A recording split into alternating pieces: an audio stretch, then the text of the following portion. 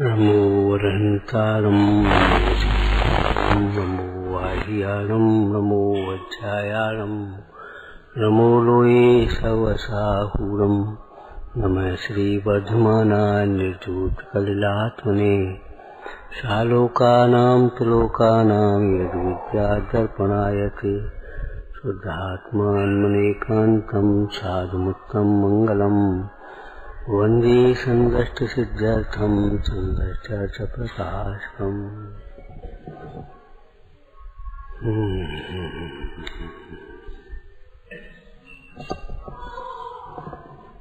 ये शरीर के जन्म की चर्चा है। आत्मा तो अजन्मा है द्रव्य दृष्टि से। द्रव्य स्वभाव से आत्मा अनादि अनंत है, अजन्मा है। जन्म मरण का अभाव, इसीलिए आत्मा की आराधना से जन्म मरण का अभाव होता है। यदि आत्मा ही जन्म मरण का करता होता स्वभाव से, तो जन्म मरण का अभाव क्यों होता, कैसे हो सकता था? लेकिन आत्मा स्वभाव से जन्मता नहीं है, मरता नहीं है, परंतु अनादि काल से स्वभाव को जाने बिना जन्म मरण करता रहा। और जो स्वभाव नहीं है वह दुख रूप होता है। इसलिए जन्म मरण महादुख रूप है। विचार करो, जैसे किसी व्यक्ति को किसी कैद में डाल दे तो वह दुखी होता है, चाहे कैद में बहुत सुविधाएं क्यों न हो, तो भी वह दुखी होता है।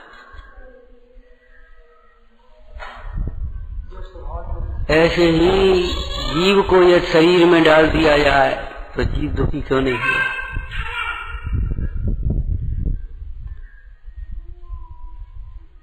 जन्म कितने प्रकार के होते हैं? करना नहीं उसे। हाँ, सम्मूर्छन जन्म, गर्भज जन्म और उपपाद। उपपाद जन्म होता है देव और नारकियों का। सम्मूर्छन जन्म, गर्भज जन्म होता है मनुष्य और त्रियंतियों का। सो भी सबका नहीं।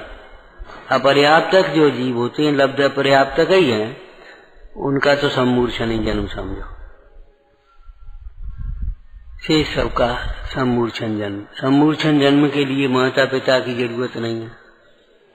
चाहे कहीं गंदगी में पैदा हो जाएंगे, अग्नि में पैदा हो जाएंगे, पानी में पैदा हो जाएंगे, जहाँ जैसे जीव हैं। गर्भज जन्म मनुष्य त्रियंचों का होता है, माता पिता से। उपवास जन्म, उपवास सैया पर उठ करके बैठ गए।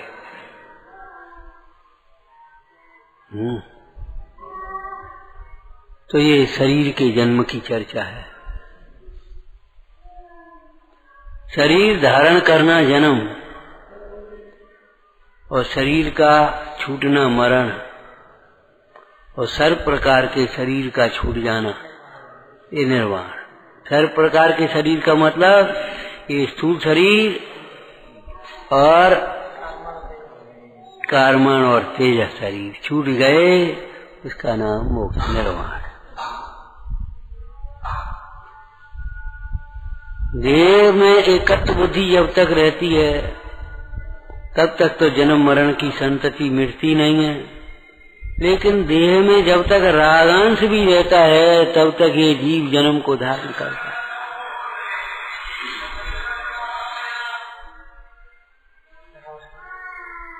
देह का भाव होने के लिए देह के प्रति ममत्व भाव छूट जाना चाहिए। अब कल जो कहा था उसी शैली में आज फिर कह रहे, देखो भाई देह तो छूटेगी, देह तो छूटेगी। आप सोचो ये देह बनी रहे तीर्थंकरों की नहीं रही। तीर्थंकरों की भी देह का वियोग हुआ है, क्योंकि जो संयोग होता है उसका वियोग होता ही है। अब देह छूटने से पहले देह दृष्टि छूट जाना चाहिए। देह छूटती है आयु कर्म के पूरे होने से, और देह दृष्टि छूटती है तत्व के अभ्यास से आत्मदृष्टि होने पर। देह छूटने में जीव का पुरुषार्थ नहीं है। देह छूटने में और देह को रखने में, देह के बदलने में जीव का पुरुषार्थ नहीं है। आप कुछ नहीं करो तो अभी देह छूटेगी। अरे भाई देखो, हम आराम से बैठे रहें या दिन भर रोते रहें या सोते रहें तो अभी दिन पूरा होगा। ऐसा तो है नहीं कुछ काम करें, अच्छे काम करें तभी दिन पूरा हो। आप अपनी भाषा में कुछ नहीं करें, ऐसा तो होता नहीं, कुछ करता नहीं। ज्ञान करता है निरंतर, और ज्ञान के साथ में मोह राग द्वेष करता रहता है अनादिकाल से अज्ञान दशा में। तो कुछ करने की बात ऐसी नहीं है कि कुछ न करें। हम कुछ नहीं करेंगे, कुछ नहीं करोगे, बैठ जाओ, कुछ नहीं करोगे। कुछ नहीं करने वाले तो भगवान है, कृतकृत्य। जो करने योग्य हैं वह कर चुके हैं, अब उन्हें कुछ भी करना बाकी नहीं रहा, कृतकृत्य हो गए। लेकिन आप कुछ नहीं करें, हम कुछ नहीं करें, हम तो ये बैठे हैं। शरीर से बैठे हो, मन में तो कितने विकल्प कर रहे हो, कितनी अशांति हो रही है, कुछ होश है तुम्हें? हम तो जे लेटे हैं, प्रमाद कर रहे, सहन कर रहे। अज्ञान दशा में भी एक समय भी जीव परिणमन के बिना नहीं रहता, कोई द्रव्य नहीं रहता, जीव कैसे रहेगा? अज्ञान दशा में अज्ञानमय भाव होते हैं, ज्ञान दशा में ज्ञानमय भाव होते हैं, नहीं करना चाहिए, रोकना नहीं चाहिए। इसलिए कुछ नहीं करेंगे ये मत सोचो, हम अपने हित का कार्य करेंगे, अच्छा काम करेंगे। हमें कुछ नहीं करना, नहीं, हमें अपना हित करना है, हमें धर्म करना है, हमें ज्ञानाभ्यास करना है, हमें सत्कार करने हैं, और इसके फल में हमें अपना मनुष्य भाव सफल करना। क्या करने हमें? अरे क्या करने, ऐसे कहने से काम चलेगा?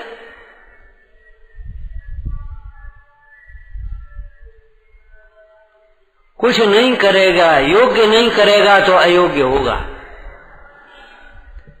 योग्य वचन नहीं बोलना सीखोगे तो अयोग्य वचन निकलेंगे मुंह से। योग्य विनय नहीं करेंगे तो अविनय होगी। ऐसे ही करने योग्य कार्य नहीं करेंगे, अपना ज्ञानाभ्यास नहीं करेंगे तो अज्ञान की धारा चलेगी। दृष्टांत बोलो, दृष्टांत बोल दे। सफाई नहीं रखोगे, करोगे तो गंदगी रखो, गंदगी करोगे के लिए कुछ करने पड़े। सफाई मत करो, 8-15 दिन में देख लो क्या होगा। 8-15 दिन इसलिए कह रहे हैं, 8-15 दिन में दिखने लायक गंदगी हो जाएगी, बाद बाकी तो गंदगी हो ही रही है। हम अपने खेत में कुछ नहीं बोएंगे, अरे कुछ नहीं बोगे तो घास फूस खड़ी हो जाएगी। इसलिए समझदार व्यक्तियों को हमें कुछ नहीं करने, हम कुछ नहीं कर देंगे, ऐसा मत सोचो। नहीं, अपने खेत में योग्य बीज बो।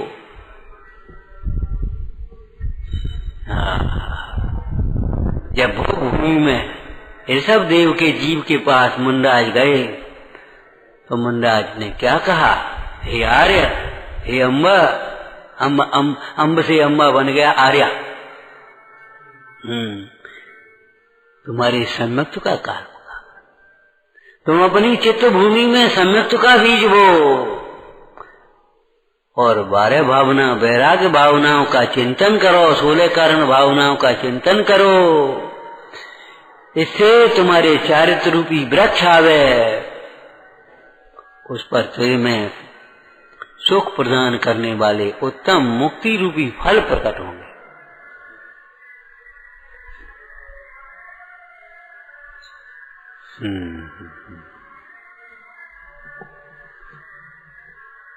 सम्यक के बीज बोने का समय है, बोने का समय है।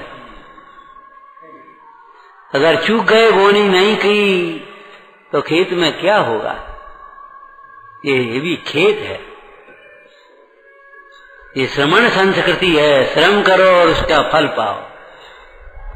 दूसरे की कृपा पर निर्भर मत रहो कि कोई हमारे ऊपर कृपा करे तो हमारा कल्याण हो। स्वयं अपना स्थान बनाओ। लिखा है कहीं क्या? गुरुजनों को अपने हृदय में बसाओ और गुरुजनों के हृदय में अपना स्थान बनाओ।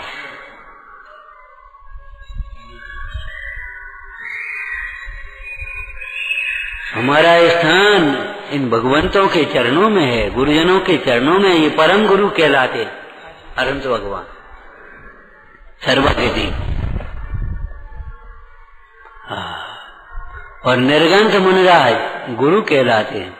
से सब लौकिक गुरुजन हैं अथवा विद्या गुरु कहलाते। तो विचार करना, वेद धारण करना कलंक है, कलंक है भाई। और देह धारण करना कलंक हम न माने, मजबूरी मान ले चलो, लेकिन बिना तत्व ज्ञान के, बिना आत्मज्ञान के, बिना वैराग के, बिना संयम के मर जाना, ये तो बहुत बड़ा कलंक। वैसे ही चले गए लोग। ऐसी भाषा बोलते रहते हैं, वो अपेक्षा से है, न कछु लाए न कछु ले जाए, लेकिन परमार्थ नहीं है ये। अभी अंतर का व्यवहार भी नहीं है।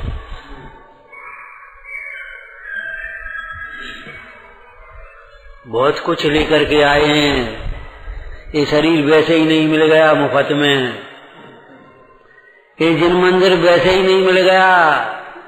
आज भी ऐसे ऐसे लोग हैं 10-10 किलोमीटर मंदिर जाने पाते। कई बार यात्रा में आप लोग भी गए हो, कहो तो मंदिर ही नहीं मिल रहा सवेरे से दोपहर तक। एक आध दिन ऐसा दक्षिण यात्रा में और वो दर्शन ही नहीं मिल पाए। बहुत पुण्य करके आए हैं तब ये मिला, कुछ लेकर के नहीं आए ऐसे नहीं है, बहुत कुछ लेकर के आए। और कुछ लेकर के नहीं आओगे तो कहाँ जाओगे फिर, ये तो बताओ। बिना टिकट के कहाँ पहुंचोगे? क्यों भाई, बिना टिकट के कहाँ पहुंचोगे? तुकबंदी लग गया तो पहुंच जाओ कहूं, और नहीं तो जेल में पहुंचो। बिना टिकट पकड़े आओगे कहाँ जाओगे? ऐसे अगर संरक्षक की टिकट नहीं बनाई तुमने, 4 गति की जेल में पहुंचोगे, कहाँ जाओगे?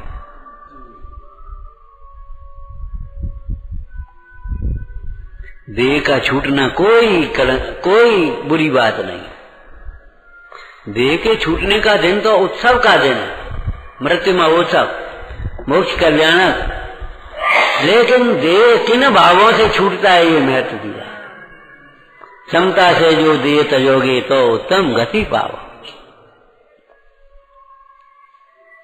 शरीर का धारण करना जन्म, शरीर का छूटना मरण, और शरीर को अपना मानना मोह मिथ्यार है, और शरीर से भेद ज्ञान होना सम्यक तो मुक्ति का मार्ग।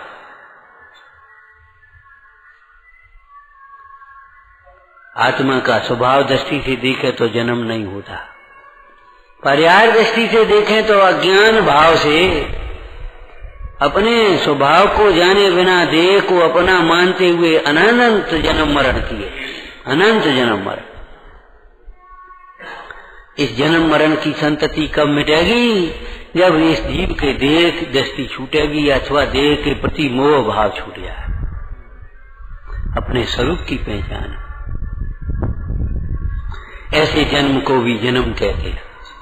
आपको पंच कल्याणक भावात्मक दृष्टि से बताए थे पहले, याद है? बोलो। जनवाणी का अभ्यास करना, गुरुओं के सानिध्य में देखना सुनना, उसका विचार करना, ये गर्व कल्याणक है। जिनवाणी के समीप आ गए, जिनवाणी सुनी और अंतरंग में विचार किया, ये गर्भ कल्याणक है, और स्वानुभव हुआ, सम्यक हुआ, ये जन्म कल्याणक है, और समस्त परिग्रह से विरक्त होकर दीक्षा धारण की, ये सब कल्याणक है, और स्वरूप में लीन हुआ और केवल ज्ञान प्रकट किया, सो क्या ज्ञान कल्याणक है, और समस्त कर्मों से रहित हुआ, सो मोक्ष कल्याणक। कि महाराज तीन तो एक ही से बताए आपने, कि हाँ तीन तो एक ही से होते हैं। गर्भ जन्म की बात दो है, एक द्रव्य जन्म, एक भाव जन्म। भाव मरण, भाव जन्म, द्रव्य जन्म, द्रव्य मरण पढ़े, भाव मरण, भाव मरण पढ़ा होगा। यो भाव कर्म या भाव मरण सदियों से करता आया हूँ। क्यों भाई, कैसे कैसे होगा? यो माने क्यों, कैसे, किस प्रकार से, किस प्रकार से? जब परिणति होती जड़ केरी में राग द्वेष किया करता। राग द्वेष से हमारी परिणति, हमारा उपयोग जड़ में जुड़ता है, कसाएं होती हैं, ये भाव मरण है, और उन कसायों के वशीभूत होकर के आयु पूरी होने पर देह छूटती है, सो द्रव्य मरण है। ऐसे ही भाव कसाएं होना, ये भाव जन्म है संसार का, मिथ्या जन्म, और कसायों के वशीभूत होकर के देह धारण करना, ये द्रव्य जन्म। अब चलो भीतर मोक्ष मार्ग, कहते सुनो, कसायों का छूटना, सम्यक्त का होना, ये भाव जन्म है, मोक्ष मार्ग। आज जन्म हुआ, लिखा है स्तोत्र में, लिखा है गर्भकूप तैनिक सोआय, अवलोचन उघरे जिन राय, निरो जन्म सफल भयो जवे, शिव कारण जिन देखे तवे। हे मुक्ति के कारण स्वरूप, मोक्ष मार्ग को दर्शाने वाले परमेश्वर, आपका दर्शन हुआ, ऐसा लगता आज ही गर्भकूप से निकला हूं, आज मेरा जन्म हुआ है, आज मेरा जन्म हुआ। अब तक तो मुर्दा थे, देह को अपना मानते थे,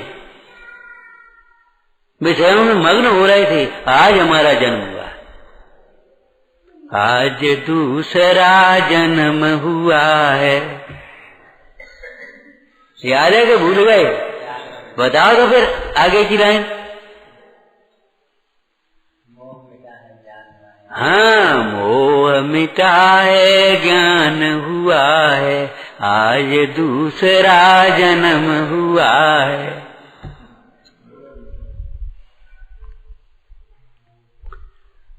आगम की दृष्टि से, शास्त्रीय दृष्टि से देखो, दीक्षा दिवस, संयमी को द्विज कहते हैं। द्विज, दूसरा जन्म। एक जन्म हुआ था शरीर का माता पिता से, और एक जन्म हुआ गुरु से। शरीर के माता पिता का मोह विसर्जित हो गया। अब मुंडाज के सामने उनके शरीर के माता पिता हैं, तो उन्हें ये नहीं लगता ये हमारे माता पिता हैं, और वे भी ये नहीं समझते हमारे। कहो बेटा कैसे, ऐसा नहीं, महाराज नमोस्तु, आशीर्वाद, जैसे सबको तैसे उनको। दीक्षा लेने वाला पुत्र अपने माता पिता से भी पूज्य हो जाता है। ये थोड़ी गए बेटा, हाँ महाराज नमोस्तु, और वे भी आशीर्वाद देंगे। और पिताजी कहते हो कब आए, भोजन कर लियो, हाँ ये कछु नहीं, कुछ नहीं। शरीर के रिश्ते समाप्त हो गए। जब आत्मा से नाता जुड़ता है तो समस्त नाते छूट जाते हैं। जब तक आत्मा से नाता नहीं जुड़ा, धर्म से नाता नहीं जुड़ा, तभी तक ये नाते सच्चे लगते हैं, बाद बाकी झूठे हैं ना। झूठे जग के रिश्ते नाते, झूठे हैं जग के संबंध। तो सम्यक्त के जन्म को मुख्य रूप से जन्म नहीं कहा जाता, लेकिन फिर भी जन्म तो है। लेकिन संयम के जन्म को तो लोक में भी जन्म कहा जाता, द्विज कहा जाता उनको। आज हमारा दूसरा जन्म हो गया। कुल गोत्र सब बदल गए। आपके कुल गोत्रों की चर्चा लौकिक में होती है। हमारे आचार्यों ने भी कुल की चर्चा की है कि नहीं? बोलो। आचार्य उपाध्याय तपस्या कुल, कुल किसका नाम बताओ? अब हम सिद्धों के कुल में सम्मिलित हो गए। अब हम आचार्य भगवान की कुंद कुंद स्वामी की परंपरा में सम्मिलित हो गए। ये हमारा कुल है। ये शरीर के कुल बुल खत्म, सूतक पादक सब खत्म। वे अपने राग से गृह त्यागी का की देह छूट जाने पर सूतक मनाए, एक दिन का तो मनाए। कौन? वे परिवारी वालों। परिवार के जन्म मरण का सूतक त्यागी नहीं मनाएंगे। क्यों? कुल खत्म। कुल हमारा, हम इस कुल परंपरा में समझ। अरे जैसे लौकिक में कन्या जो होती ना, कन्या का विवाह होने पर सप्तपदी में आया है एक वचन कि एक कन्या अब तू हमारे कुल में सम्मिलित हो गई। अब पिता की कुल का काम खत्म, अब तू हमारे कुल में सम्मिलित हो गई। अब हमारी कुल परंपरा को बढ़ाने वाली है, हमारे कुल का उद्योग करने वाली है, और हमारे कुल के ही अब सूतक पातक तुझे लगेंगे लोक व्यवहार के। तो ऐसे ही संयम जब धारण किया तो हम कुंद कुंद स्वामी के कुल में सम्मिलित हो गए परंपरा में। वे मुनिराज सहोदर भाई कहलाते हैं। जैसे आप सहोदर भाई एक माता पिता कहते, ऐसे हमने सम्यक दृष्टि साधर्मियों में भी सहोदरपना किया कहा था। हम सबके पिता अरहंत हैं, जन्म माता जनवाणी है। शरीर से न्यारे आत्मा की दृष्टि से देखना तो समझ में आएगी। सो भी पर्यार्थिक न्याय से, द्रव्यार्थिक न्याय से तो कौन माता पिता जन्म होता ही नहीं है।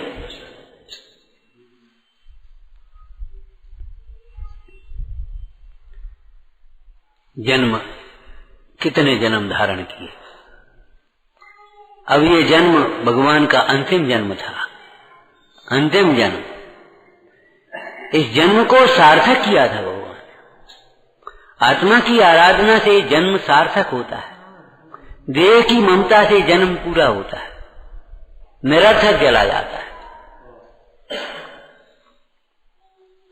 देह की ममता से, भोगों की प्रवृत्ति से, बाहर के कामों में उलझे रहने से भव निरर्थक चला जाता है, जन्म निरर्थक चला जाता है। आत्मा की आराधना से जन्म सफल होता है। जन्म सफल मेरा हुआ प्रभु दर्शन से आज, भव समुद्र नहीं दिखता पूर्ण हुए सब काज। क्या कहा था? दिखता नहीं। ऊपर हमने क्या कही थी? दिखता नहीं। शुद्धात्मा की अब दृष्टि होती है तब ये कर्म बंधन दिखता नहीं, शरीर दिखता नहीं, रोग पीड़ा दिखती नहीं, संयोग दिखते नहीं, दिखते ही नहीं। भव समुद्र नहीं दिखता पूर्ण हुए सब काज।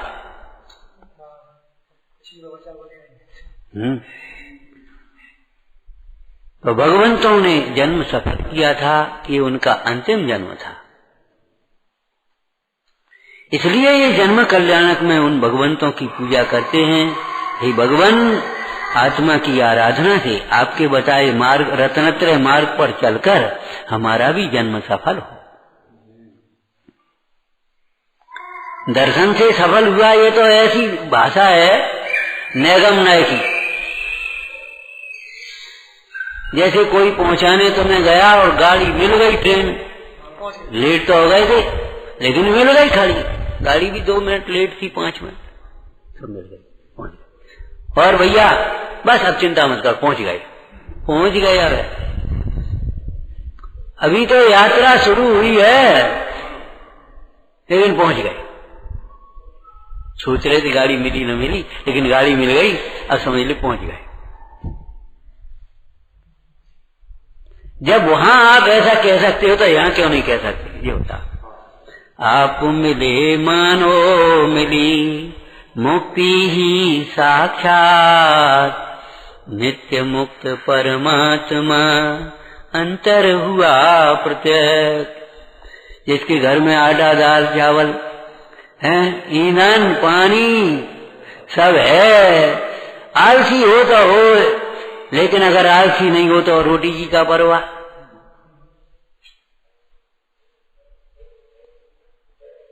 विचार करो, अभी चौका पूरा हुआ हो और 4 साधर्मी आ गए, आपने घर जाकर के कहा भैया वो 4 साधर्मी आ गए, तो रोटी तो है ही नहीं, ऐसा नहीं कहेंगे आपकी माँ, आपकी पत्नी, आपकी बहन, ऐसा नहीं कहेंगे। कौवारी भैरो अब हाल, अरे आटा के रहते हुए रोटी की का परवाह? क्या जने हैं 5-6 जने आएगा वाले, आटा के रहते हुए उस बाई को रोटी की परवाह नहीं। कौन सी बाई? जो आलसी नहीं है, जिसे अरुचि नहीं है आने वालों में, आने वाले में अरुचि हो तो और बदूत, हाँ बस चौका खत्म हो, हम पे नहीं हो रही, हम क्या करें? नए मेहमान पढ़िए तुमने,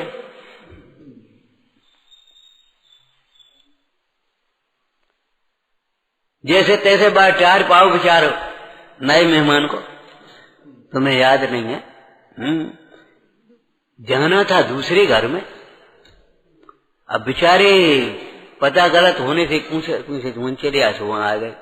अब आ गए तो बैठे, स्त्री ने पूछी, है को पूछो तो कहां से आए को पूछो, अरे तुम जानता नहीं और वो है, चला ने पानी तो ले आ। बे समझे हम अपने आराम से अपने घर आ गए, अपने इस तरह के परिचित में। नहीं आप कहाँ के? अरे आपने पहचानो नहीं?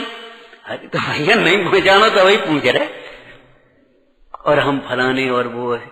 अरे तो वे बगली में रहते हैं भैया।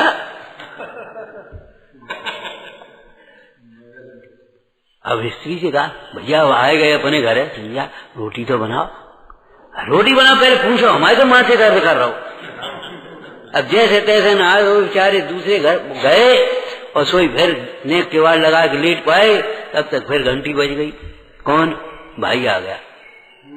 आओ भैया पानी लाओ, ला मामा के लिए पानी ले आओ और रोटी बना।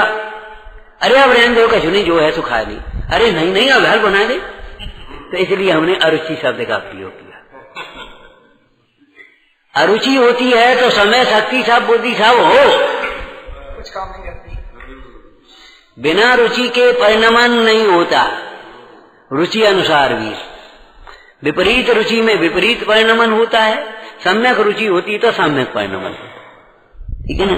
तो अगर भाई को अरुचि न हो, आलस्य न हो, ठीक है ना, तो आटा की रहते हुए रोटी की क्या परवाह?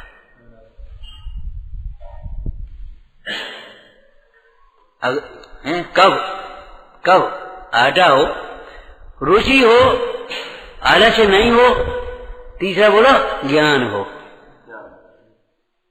अब हल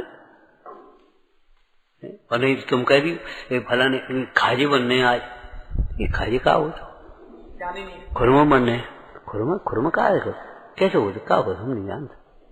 और जिसको ज्ञान है अवेले मैदा धरी है और घी धरो है, शक्कर धरी अवेले अभ्याले। तो ऐसे ही जैसे रुचि माने सम्यक न हो, ज्ञान न हो और आलसी हो, अंधपंग और आलसी,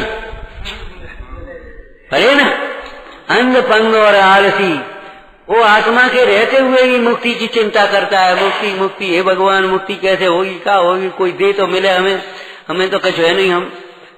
लेकिन जैसे आत्मा की रुचि हुई, तत्व ज्ञान हुआ और आलस्य नहीं है, इसको प्रमाद नहीं है, ऐसे ज्ञानी कहते हैं आत्मा के रहते हुए हमें मुक्ति की क्या परवाह। असत विभावे तस्य चिंता सुनोना, सतत मन भवामो। हम अपने आत्मा के आनंद में अगले जो ही वहां होने, यही यहाँ होने। हम कई बार कहते देखो कहीं भी हो परेशान मत हो, प्रतीक्षा मत करो, अरे वहां आज पानी में देर हो गई तो क्या करें? अरे नहाए क्या करोगे ये बताओ। नहाए के तो अपन स्वाध्याय चिंतन ही तो करो, तब तक बैठी शांति स्वाध्याय चिंतन करो। कुलबुलाओ मत, कसाय मत करो, संकलेता मत करो। हो बताओ गाड़ी खराब हो गई बैठे, तो जायजा क्या करोगे? यही करो। मतलब अपने परिणामों की संभाल में निरंतर सावधान रहो भैया, आकुल व्याकुल मत हो, कोई मतलब नहीं है। आत्मा से रहते हुए हमें मुक्ति की क्या परवाह? तो आत्मा की आराधना से जन्म सफल होता है और देह की ममता से, परिग्रह की मूर्छा से, विषयों की आसक्ति से जन्म निष्फल जाता है, बेकार चला। भगवान महावीर जिनेन्द्र ने जन्म को सफल किया था, सार्थक किया था। सफल माने अभाव। औषधि खाना तब सफल है जब रोग का अभाव हो जाए, ऐसे ही आराधना तब सफल है जब जन्म मरण का अभाव हो जाए। आपकी छोटी सी स्तुति आप समझ, छोटी भाषा की अपेक्षा छोटी है, बाजबाई का छोटी है। जग के दुख की तो परवाह नहीं है, स्वर्ग सुख की भी चाह नहीं है, तो क्या करना है बोलो? मैं तो जामन मरण हो बे ऐसा यतन, पारस प्यारा मैं तो जी। यही है संकट। अपने को जन्म रूप मत देखो, मरण रूप मत देखो। जन्म मरण जिस शरीर के आश्रय से होता है वो शरीर रूप अपने को मत देखो। देह से आत्मा का को भिन्न देखो, न्यारा देखो, वेद ज्ञान करो और आत्मा के आश्रय से, देह से विरक्त होकर के संयम को धारण करो। आत्मा की आत्मज्ञानी जीव देखो, भगवान महावीर 30 वर्ष तक घर में रहे लेकिन बातों में नहीं आए।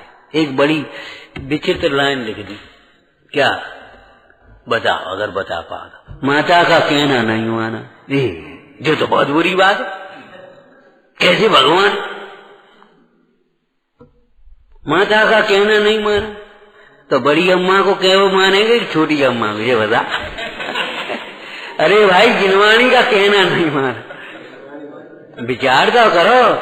माता का कहना नहीं माना, कौन सा कहना नहीं माना? सुनो, गांधी जी ने नहीं माना। माता जाने कौन सी उलझन में थी तो गांधी शिकायत करते हुए बोले, माँ बड़े भाई ने मुझे मारा, क्या तू भी उसे मार? माँ कैसी मार, कैसी बात करती है? मारने वाले को रोकती नहीं, हमसे कहती उसको मार, हम क्या को मारे? विचार करो। माता पिता की आज्ञा भी जो आगम के अनुकूल है, संयम के अनुकूल है, प्रशंसनीय है, वही मानने योग्य है। अगर व्यसन में पड़ा हुआ पिता कहे बेटा सिगरेट ले आओगे, अब क्या करें पिताजी? समझदार पिता है तो कहेगा भी नहीं, लेकिन सिगरेट ले आओ। लोग कहते विनय नहीं करते गुरुजनों की। अब विनय करने की बात है ऐसी, अब क्या करें? वे खुद गुटखा मंगाए खाए रहे तो क्या अध्यापकों की विनय करेंगे? क्या माता पिता की विनय करेंगे? बताओ क्या करें, कैसे करें? तो माता का कहना नहीं माना सर्वथा मत समझ लेना। संसार की माता का, संसार को बढ़ाने वाला कहना नहीं माना।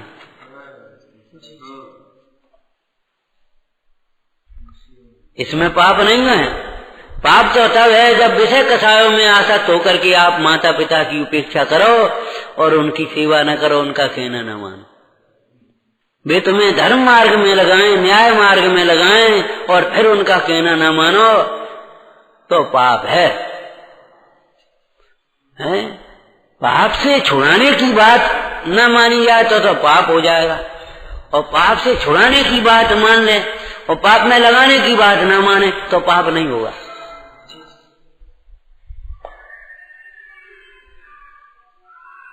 लेकिन नहीं माना तो इसको मतलब लड़ने लगे, तुम क्या जानो, तुम नहीं समझती, ऐसा नहीं बोले। मैंने कहा माता